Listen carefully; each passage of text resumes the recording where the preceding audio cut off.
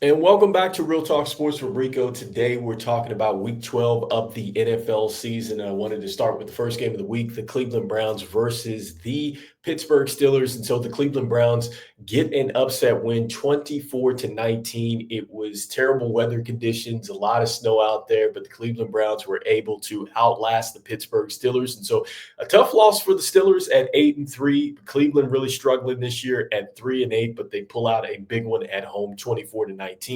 Next up, the Minnesota Vikings beat the Chicago Bears. This went into overtime.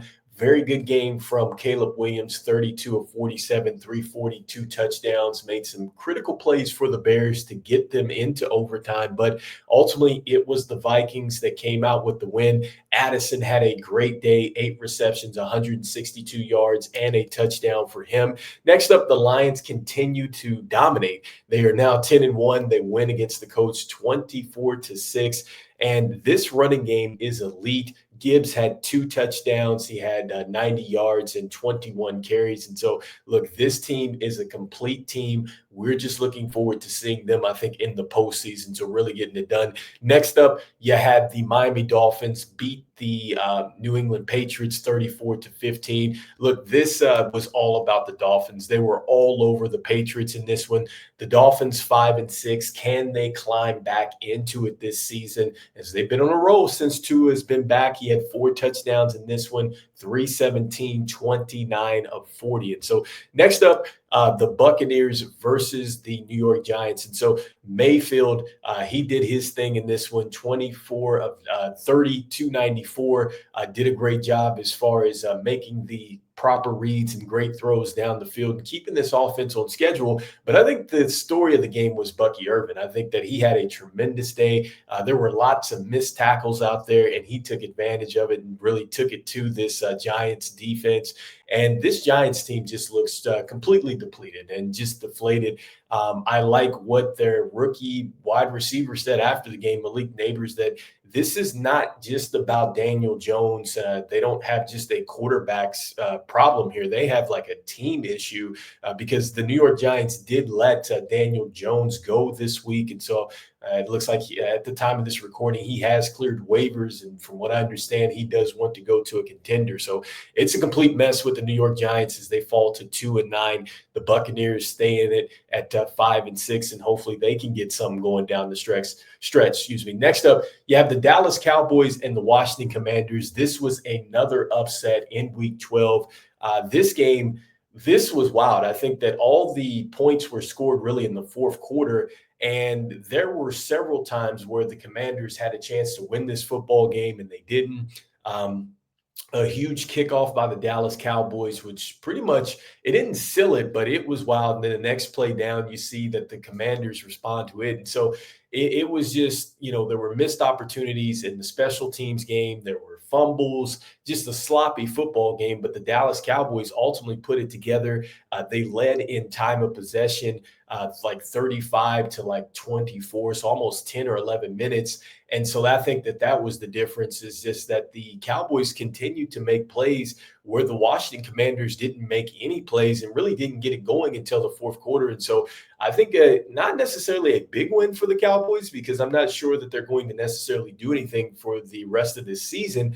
But for the Commanders, this is tough. They fall to 7-5. There's a lot of questions around them now. I think that Jaden Daniels made some great plays in the fourth quarter, which shows the Washington Commanders do have a franchise quarterback. But they have a situation going on where a lot of people in the NFL feel like now their offense is very predictable. And so that's something that the Commanders are going to have to fix. I think this is the first time that the Washington Commanders gave up so many yards in the air, and then also 2 points as well. So a tough one for the Commanders. Next up, the Chiefs and the Panthers. And so the Chiefs continue to just squeak by. They continue to find ways to win games at the end, winning on a late field goal. goal 30-27 against Carolina in Carolina. And so Mahomes rushes for a big play, which got them into field goal territory. They're able to hit a critical field goal and end the game with like 2 or 3 seconds left. But he had a big day in general, 27 of 37, 269. He did have 3 touchdowns on the day.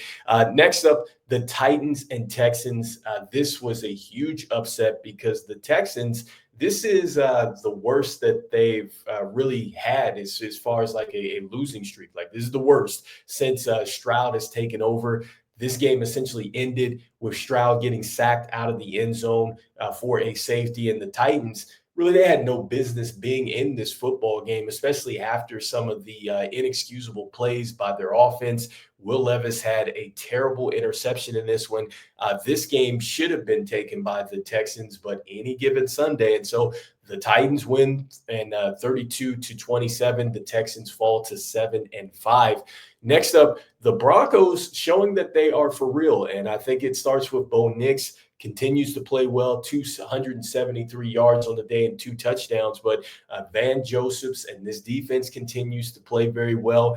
And again, Bo Nix looking very good as a rookie quarterback. He could maybe be the rookie of the year. Who knows? I think between him and Jaden Daniels, they have played very well. Next up, the Packers and the 49ers. And so, look, the Packers just rout the 49ers, and they don't have their starting quarterback through the 49ers in Brock Purdy. Looks like he's out with a shoulder injury, still getting tests on that shoulder, so not sure when he's coming back. But the Packers take care of business, now 8-3. The 49ers looking shaky to finish throughout the year. Next up, the Seahawks and the Cardinals. And so the Seahawks look 16-6 in this one.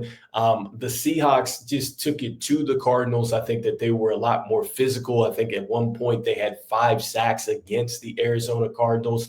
And Kyler Murray has a very bad interception. Looks like he got banged up in this game too. And this is one of those tough divisional games. But Seattle climbing back into things after a good start. Then they fell off for a little bit, 6-5. Looking to take control of this division. Next up, the Eagles all over the Rams. And the story of this game was Saquon Barkley. Saquon Barkley, 255 yards, 2 touchdowns, 26 carries. How did the Giants let this man out of the building? Nobody knows. That's probably like the biggest question into Week 12 is how did the Giants let Saquon Barkley go? And so lastly, just looking at the game that is taking place between the Ravens and the Chargers. Look, I like the Ravens in this game. I think that they should win this game. But make no mistake about it, the Chargers are playing a lot better. Defensively, they've gotten better. And I feel like just that they have shifted as a team. And this is a team that is not going to give games away late down the stretch. And so because of that, you really have got to like the Chargers. And so we'll see what happens. They're at home. But again, the Ravens, they've been a hot team. I think that they have a very talented offense, and they should be able to give this Chargers defense some challenges to win this game. And so we'll see what happens. And so that is today's show. We'll be talking a little bit more about the NBA and some other things going on around the NFL. And so this is Rico. This is Real Talk Sports. I'll see you on the next one. Peace.